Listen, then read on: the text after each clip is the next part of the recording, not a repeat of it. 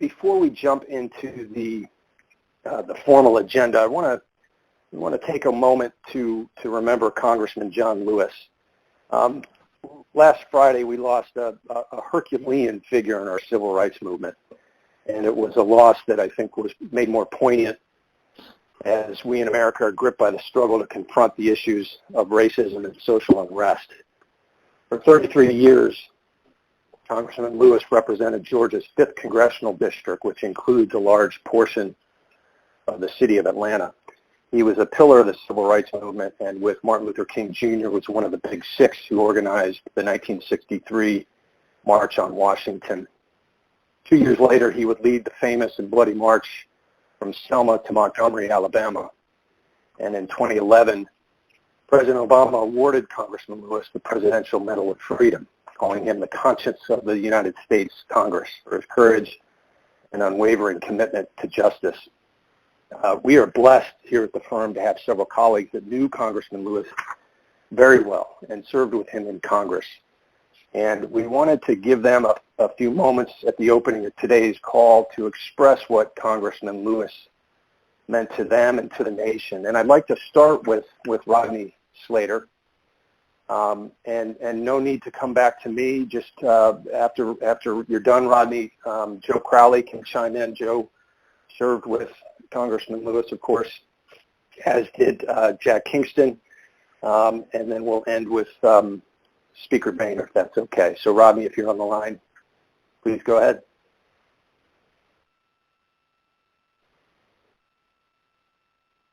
Pound 1, Rodney, to unmute yourself. Okay, I'm on the line. There you are. Thank you. Okay, thank you. Well, thanks, Robert, for affording us an opportunity to just say a word about Congressman Lewis. And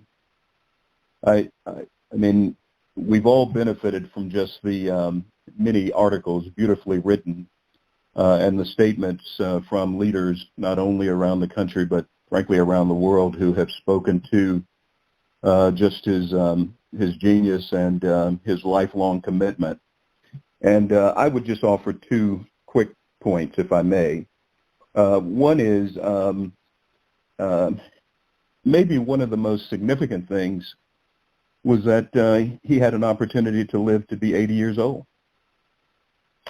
And you couple that with Reverend C.T. Vivian, who also passed on the same day and was a part of the movement to be able to live to be 95.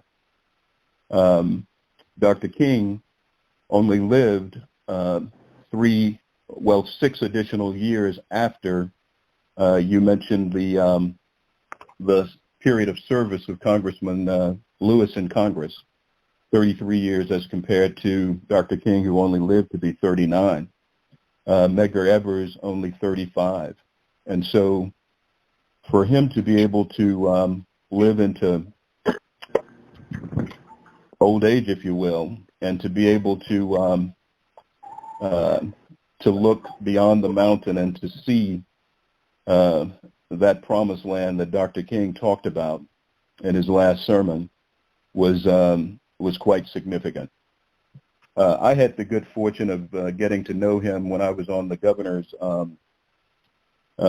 staff in Arkansas, and I was the state's representative to the Dr. Martin Luther King Jr. Holiday Commission, and that's when we were working to create the holiday honoring Dr. King. And much like everyone else has said, I just found him to be a very humble and inviting individual, never pompous, never so full of himself as to not see everyone around him and actually bring them into his orbit. And that was the same with me. And then the last comment I'll make is that I learned of his passing last Friday night as I was driving from my mother-in-law's home in Pine Bluff, Arkansas, where we celebrated her 89th birthday. And I was traveling to my mother's home about 90 miles away to spend the night in Marianna, my hometown. And I got there about 11 o'clock, and we stayed up until after 2 a.m. And we reflected on two particular things. One was in '68, when Dr. King was assassinated about 50 miles from Mariana, and I was 13, and all of the fear and trepidation that that moment held for us. And then to come back, lo, these many years later, and to acknowledge the length of life that that Congressman Lewis had, and the blessing of that life for all of us, even in these times, and to know that we could look from the heights to which he had taken us, literally on his back, and absorbing the blows that he had to absorb, and the distinguished service that he provided, and still see that promised land, and to know that the more perfect union was truly in sight and was not beyond our reach. So we thank him for his example. And I'll pass it now to Speaker Boehner.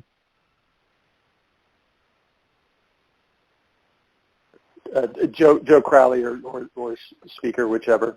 Yeah, Robert, if the Speaker would prefer to go, I would defer to him, certainly, without a doubt. No, go ahead, Joe. You sure, John? Well, let me first say it's tough to follow Rodney as well, and I look forward to hearing the Speaker in terms of his thoughts, and I'm sure that Bill Schuster as well is on, would like to share some thoughts, as I know Jack will. John was a very special man, and his loss was a personal loss to me personally, but to my entire family. My children loved him, and whenever they were on the house floor, whenever they would see him, were drawn to him immediately. And the way that he had with young people in particular, but all people, but especially young people, was remarkable and special. I had the opportunity to march with him across the Pettus Bridge in Selma, Alabama, to commemorate his march, and to be in that atmosphere with him, to have some sense of what he had gone through, although would never be able to fully comprehend the sacrifice that he made to bring about change here in America, and more changes to come. But I did have an opportunity to march with him in D.C. and to protest and to be arrested with John Lewis. It was my first time being arrested. It was John's 45th time. And it wasn't Selma 63 or as I would describe Derry in 1968, where much of the civil rights movement in Northern Ireland was based on the nonviolent movement of SNCC and the movement of Martin Luther King and John Lewis in our country.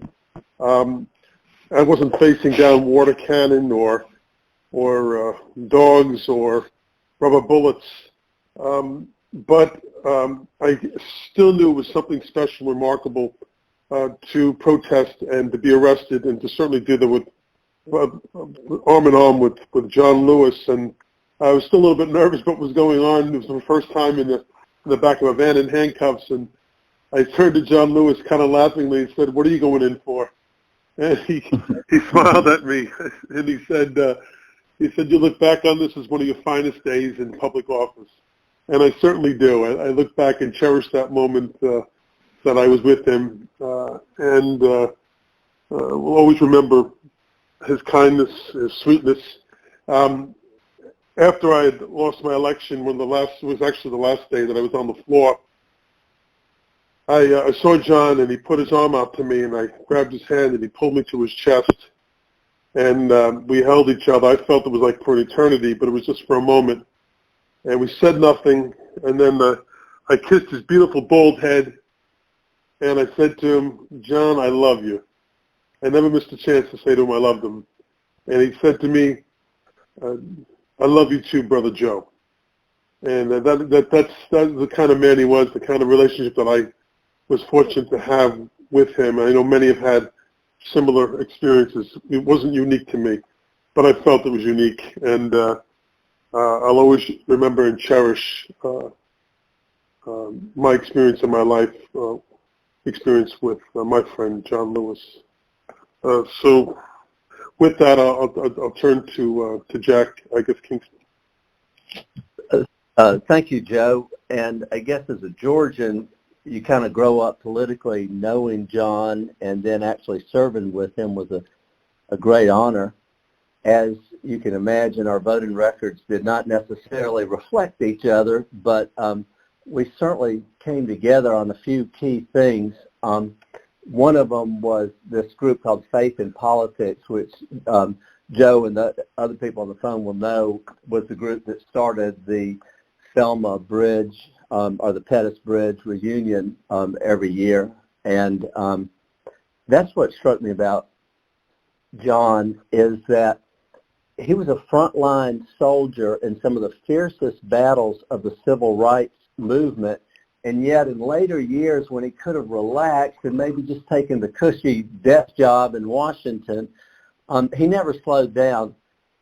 One night I was at his house, and we were talking about the weekend, and, I was heading home and looking forward to it, and I asked John what he was doing. He said, well, I'm going to a union rally, and then I'm going to speak to a Democrat group, and then I'm going to go speak to some activists and some environmental organizations. He named about 4 or 5 organizations in 2 or 3 different states. And I was thinking, John, why don't you just go home? But he just could not stop. We worked together on, he let me kind of help on a photography exhibit that you can look up online. It's called Spider Martin, and he was a reporter in Birmingham who covered the Pettus Bridge March, and had lots of photography, about civil rights, but also about John particularly. And there was an exhibit that was in the Cannon Building years ago that I had the honor of helping out on. The Civil Rights Museum, which is what everybody calls it incorrectly, it's actually the National Museum of African American History and Culture. We co-sponsored that together, and kind of humorously, humorously, John would not go to the signing because it was at the White House with Bush. And I think those of us who served with him can kind of laugh, because John did not go to events that he did not want to, but he did it mostly to make a statement. But despite his national prominence and greatness, I remember he would show up every year when the rural electric people would bring in the students, high school students from Georgia. John was the faithful. He would always come and speak, and it was just so amazing because these were not his constituents. They were not Atlanta kids, but he would always show up and he would talk to the next generation, and of course that was one of the highlights of their trip. But in his humility, and I know that my colleagues have heard the story, but he would say, when I grew up in Alabama, I had to feed our chickens, and when I started my preaching and my politicking, it was to the chickens. I would preach to them and talk to them, and that's how I learned to teach myself to speak. But I would just kind of close with this. John was a friend and an absolute true part and strong fabric of this great nation we call America, and we should all be proud of him. And Mr. Speaker, I yield back. Hey, Jack, thanks. And let me say thanks to all of you for participating this morning. I was privileged to have known John Lewis and to have served with him in the House. He was elected to Congress 4 years before I was, in 1986. And the last time I saw John was in February of 2019, when we both gave eulogies at the funeral of our dear friend, John Dingell. John Lewis was someone who never stopped fighting for justice, who never stopped working for the dream that he had of a better America. He loved the country. He loved the institution of the House of Representatives. I think he loved them in spite of their imperfections. I think he wanted to make them better. And I think he was driven by a deep desire to help heal the wounds that he saw all around our country and between our countrymen. Now, John Lewis was a good example of what I mean when I talk about being able to disagree without being disagreeable. But our relationship didn't quite start that way. Early in my career, in the early 90s, John, rather fiery speech on the floor of the House. I'm not sure what we were debating, but it was a rather fiery speech, and there were what I would describe at this point as some perceived insults. And I know I got up behind him and gave just as fiery a speech, and put Mr. Lewis, I thought, in his place. And afterwards, I walked to the back of the chamber, and next thing you know, John Lewis and I are doing this big embrace. And from that moment on, he and I were best of friends. I would see him virtually every day for the next 22, 23 years, somewhere around the Capitol, and we would have a little chat. And he would always say, "How are you doing there, brother?" And